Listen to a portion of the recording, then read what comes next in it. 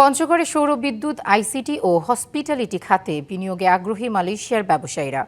উদ্যোগ বাস্তবায়িত হলে কর্মসংস্থান হবে হাজারো মানুষের। স্থানীয় অর্থনীতিতে গতি আসবে বলছেন সংশ্লিষ্টরা। এ ব্যাপারে সব ধরনের সহযোগিতার আশ্বাস দিয়েছেন স্থানীয় সাংসদ ও পানি সম্পদ প্রতিমন্ত্রী ফরহাদ হোসেন আজাদ। দেশের সর্ব উত্তরের জেলা পঞ্চগড়। বিনিয়োগের অভাবে কৃষি নির্ভর এ জেলায় প্রসার হয়নি শিল্পের। কাজের জন্য স্থানীয়দের ছুটতে হয় অন্য জেলায়।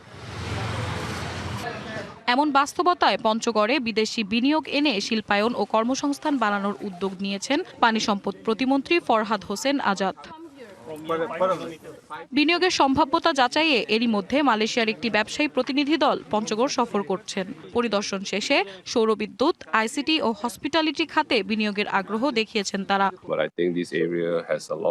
আমি মনে করি এই জায়গাটি সৌরবিদ্যুৎ, আইসিটি ও হসপিটালিটি খাতে বিনিয়োগের উপযুক্ত। জায়গাগুলো আমরা পরিদর্শন করেছি এবং এ নিয়ে আরো যাচাই ও পর্যবেক্ষণ করব। এখানে এসে আমাদের দারুণ এক অভিজ্ঞতা হয়েছে। আমরা আশা করছি এখানকার প্রতিনিধিদের সঙ্গে কাজ করে সামনে এগিয়ে যাব।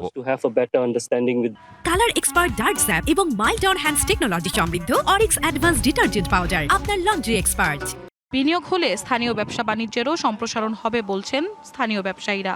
আমাদের যদি ইনভেস্টররা আসে, এই এলাকার অটোমেটিক ডেভেলপমেন্ট হবে। পঞ্চগড়ের বেকারত্ব দূরীকরণ করতে চাইলে তারা যেই সেক্টরেই ইন্টারেস্ট হয় ইনভেস্ট করার ক্ষেত্রে তাদেরকে আমরা ওয়েলকাম জানাবো। আমরা লোকাল যারা আছি তাদেরকে সঙ্গে নিয়ে এই কাজগুলো যদি করে সেক্ষেত্রে হয়তো কাজের আরো গতিটা বাড়বে। ব্যবসা বাণিজ্যের জন্য আমাদের জোন যদি আমাদের এখানে হয়, এটা আমরা পঞ্চগড়বাসী উপকৃত হব।